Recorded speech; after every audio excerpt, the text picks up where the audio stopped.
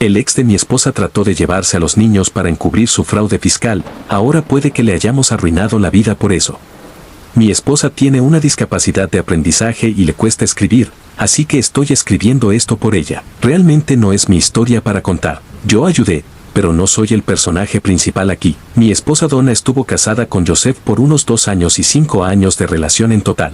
Durante ese tiempo, tuvo 2 hijos con él. Son unos niños maravillosos. La discapacidad de mi esposa significaba que él tenía todas las cartas en ese matrimonio. Él ganaba el dinero y por lo tanto, en su mente, él tomaba las decisiones. A ella no se le permitía conducir, ni gastar dinero sin su permiso, ni trabajar fuera de casa, ni tener su propio dinero. La trataba como a una esclava y también la engañaba repetidamente. No hace falta decir que el matrimonio fue abusivo y Joseph agredió Donna en 6 ocasiones. Joseph es indocumentado y tiene su propio negocio. No tiene la licencia adecuada, pero no voy a entrar en detalles sobre lo que hace. En el momento del divorcio, Donna acababa de perder a su padre y no tenía dinero, ni trabajo, ni coche, ni forma de conseguir ninguna de esas cosas. Joseph, por su parte, tenía más que suficiente dinero para contratar a un abogado. Aunque mi esposa podría haber tenido un abogado pagado por Joseph si quisiera, Joseph le dijo que haría las cosas feas si lo hacía. Se fue del estado con un familiar, dejando a los niños con Joseph.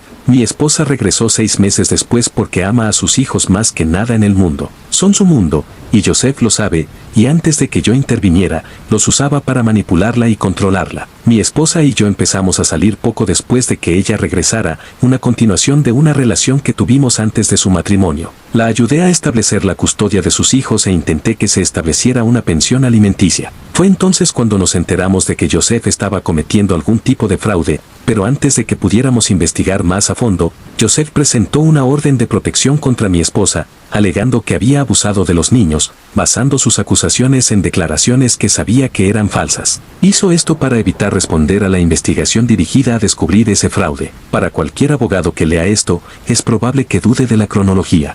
He tenido que explicarle a un representante legal la secuencia exacta de los acontecimientos más de una vez.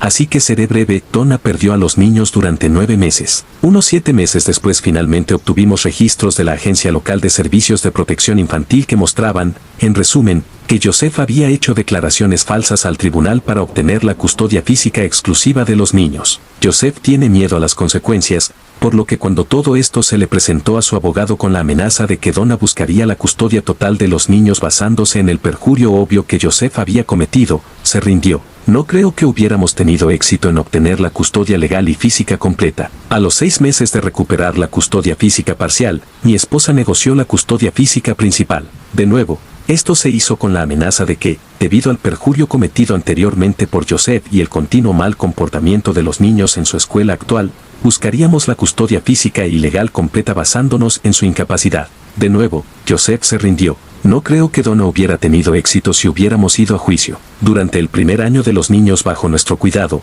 su comportamiento mejoró fenomenalmente. Después de que pasara un año, y sin un deseo aparente de Joseph de volver a tomar la custodia principal, volvimos a solicitar la pensión alimenticia. De nuevo, encontramos pruebas sustanciales de fraude, y Joseph presentó mociones frívolas e hizo falsas acusaciones inmediatamente después. Joseph está usando su negocio como una cuenta bancaria personal y, de alguna manera, está deduciendo con éxito muchos gastos no relacionados con el negocio en sus impuestos. No estoy bromeando cuando digo que dedujo un cóctel como gasto de negocio. Declaró unos ingresos de unos $140,000 durante 3 años combinados, durante los cuales hizo extensas renovaciones en su casa, empezó a alquilar otra y compró 4 vehículos diferentes, 3 de los cuales eran nuevos. En ese tiempo, no se compraron directamente. Debe dinero por ellos, a menos que haya falsificado los estados de cuenta de los préstamos. Yo sé que se está cometiendo fraude fiscal y estimamos que sus ingresos son considerablemente superiores a $140,000 al año, y mucho menos en 3 años. Cuando sacamos esto a relucir,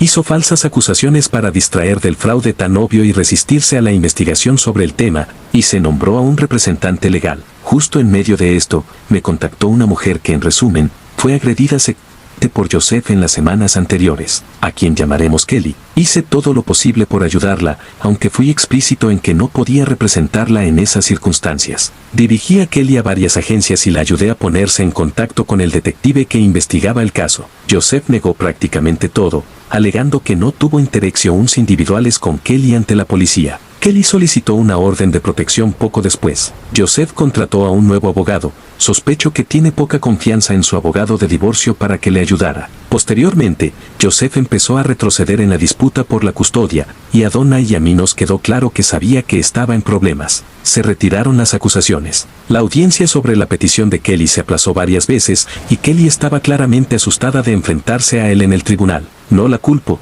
y Donna tampoco. Joseph es una persona muy fea y, por las historias que he oído de Donna, Kelly y una de sus amantes, tiene un temperamento muy violento. En última instancia, la noche anterior a la audiencia, Kelly mencionó que tenía una de sus camisas. Le dije que la trajera, porque aunque el abogado de Joseph probablemente tendría éxito en excluirla por no haber sido revelada a tiempo, sería difícil para Joseph explicar cómo la tenía Kelly y probablemente lo asustaría. Llegó la audiencia, y mi esposa fue a testificar por Kelly, específicamente sobre el carácter de Joseph en cuanto a la honestidad.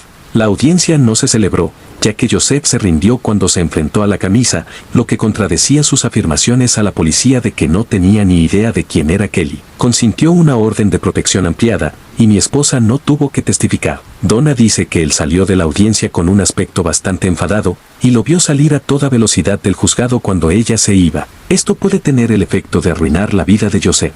Joseph es indocumentado y ya está involucrado en una cantidad considerable de fraude fiscal, y probablemente también en otros tipos de fraude. Dado el clima político, esta orden de protección le pone en el punto de mira. Ya nos habíamos puesto en contacto con Servicio de Control de Inmigración y Aduanas, al igual que otras personas, pero ahora se ha dictaminado que ha cometido un acto de violencia doméstica. Encontrará amplias razones para arrestar a Joseph, y cualquier investigación sobre Joseph a nivel federal probablemente resultaría en una plétora de cargos y, por lo tanto, en una larga condena de prisión antes de la deportación. En resumen, el exmarido de mi esposa intentó llevarse a los niños para ocultar su fraude fiscal como una cortina de humo, y ahora que mi esposa estaba luchando por la custodia de los niños puede que le hayamos arruinado la vida.